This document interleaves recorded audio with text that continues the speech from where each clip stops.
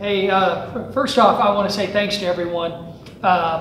You know, this is a pretty great day for me to be able, as somebody who grew up in this area and went to school here, my college years, watching Decatur transform over the years has been something that I've just been able to sit back and view from afar, and now get a chance to sit at the table with the leaders from this great community to see how far they've come.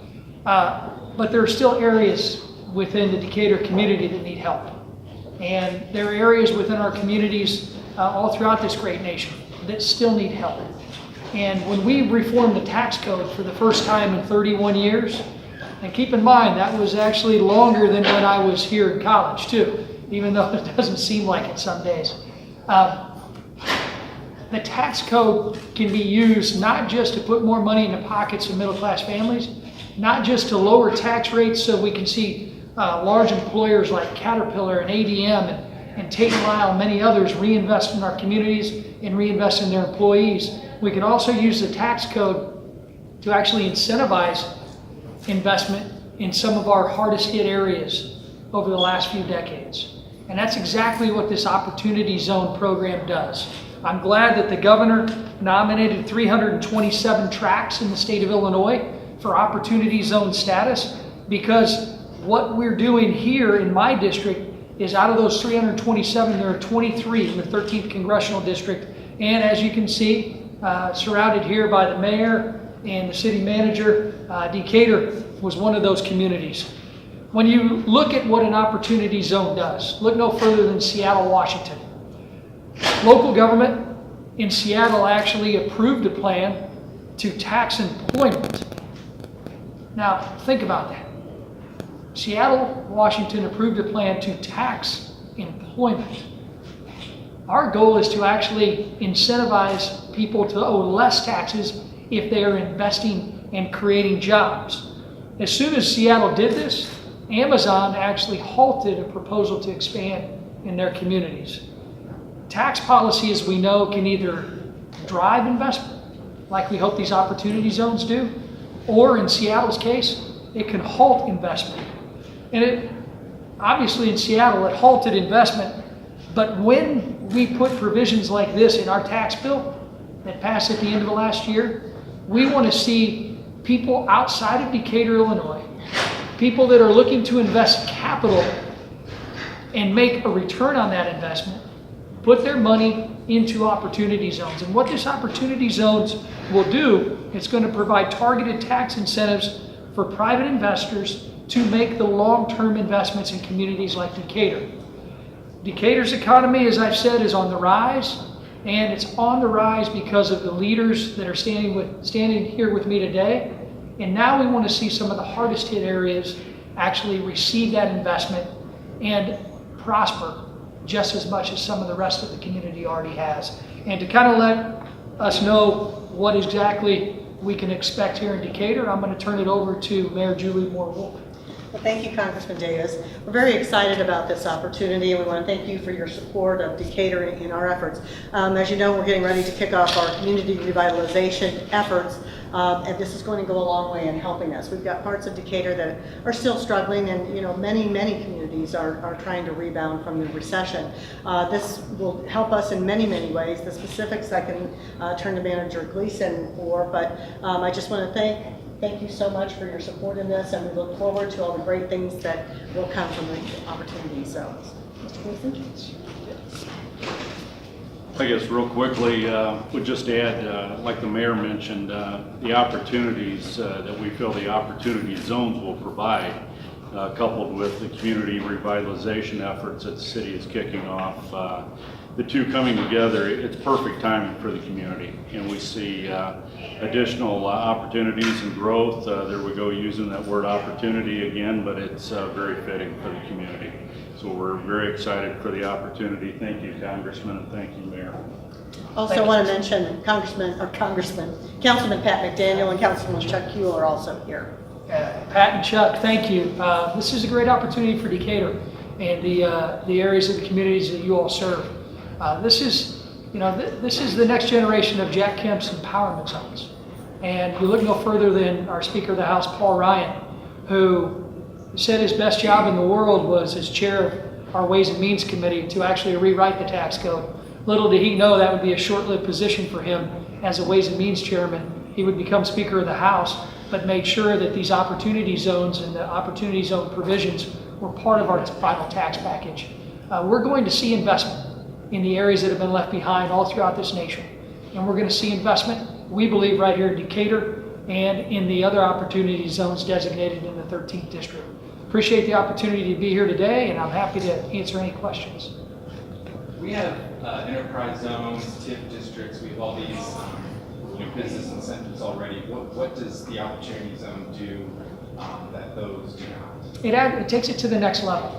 Obviously, TIF districts and enterprise zones have been helpful to our communities. All you have to do is ask our two councilmen, ask the mayor, ask the city manager, because we wouldn't be asking for renewals of the enterprise zones and the TIF districts if they hadn't been helpful.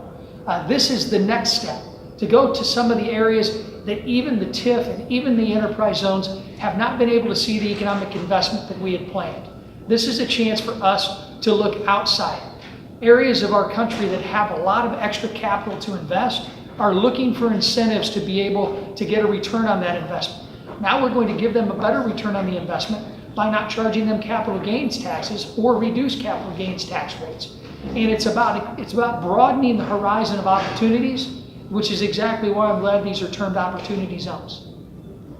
And what sort of industries are you hoping to move into the area because of these zones? Well, that's where the investment comes in. Hopefully, when you see different opportunities of small businesses or even smaller manufacturers, maybe they're going out looking for financing. Some of that financing, those financing opportunities can be achieved through working with investors. And those investors may want to look at an area where there's planned investment in opportunity zones to be able to save more money on taxes and be able in turn to create jobs and economic opportunity in areas that have been left behind for far too long. What do we know about how the nominated areas were selected for who gets these zones and who does not? Well, these were selected by the governor's office. This was directly a part of our tax plan. We wanted the states to decide where the hardest hit economic areas were. Where did they think an opportunity zone would be productive? Where did they think investment would happen? And that's why the governor nominated 327 opportunity zones. Sure, I'd like to see him do more. But let's start with these and let's make sure that we get some investment in these parts of our communities. And that's why I'm glad to be joined by the local officials. They're the ones on the ground that know our communities better than any of us in Washington, D.C. do. And they're the ones that are going to be targeting this tax relief to go along with existing programs to try and incentivize growth, incentivize opportunity, incentivize economic job creation. Those are the types of things we need. But on the federal end, the approval that happens there, I mean, I'm assuming the governor doesn't just get carte blanche to name whatever zones he gets. I assume there's some kind of approval process at the federal. And I believe the federal government did approve the 327 that the governor requested. And if that's not correct, we'll get you that information. It is correct.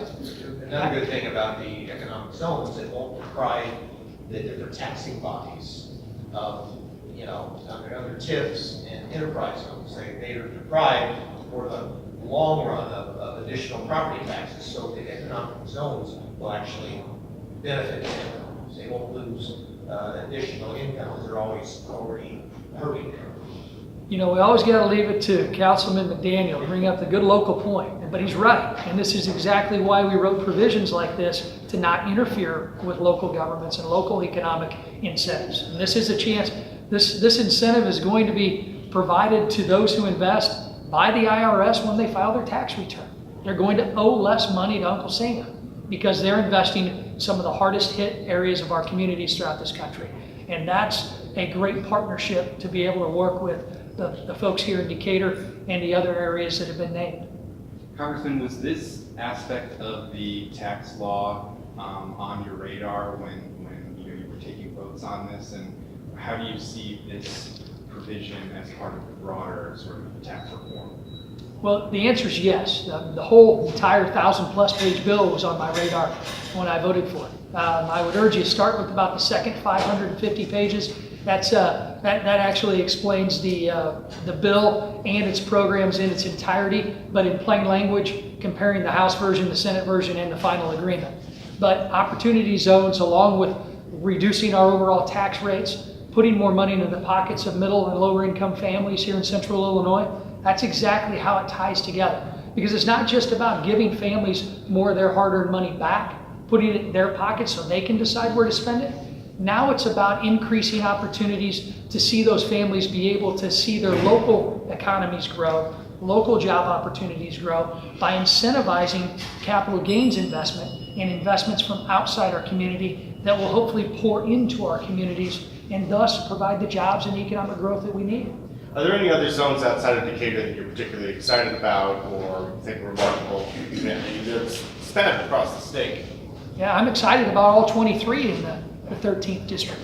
Obviously, I know I've been exchanging texts with the mayor of Pana, who is excited that one of the opportunity zones that was named was in Pana, an area of Pana that is looking for new development, looking for investment. So I'm excited about all of it.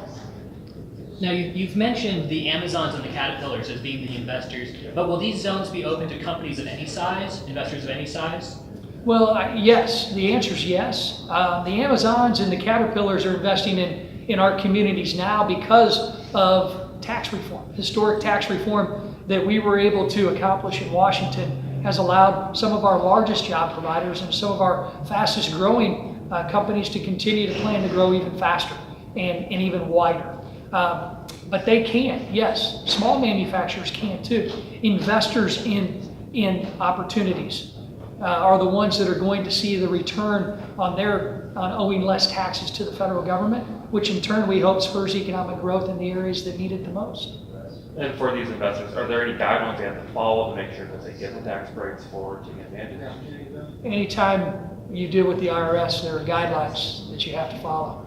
And of course, there will always be guidelines that they're going to need to follow that there's going to be verification that the investments were made. But a lot of that investment and verification is going to come right here in our local communities. You're going to be able to see whether or not these census tracts got investment. You're going to be able to judge whether or not this tax provision was helpful to communities like Decatur and Pana. You guys are the ones that are going to see whether or not this provision that's in a wide 1,000-page plus bill is going to provide the opportunities that we think it is. And to me, I'd rather have that opportunity to take that chance, especially in the areas that haven't gotten any chances over the last few decades. Anybody else?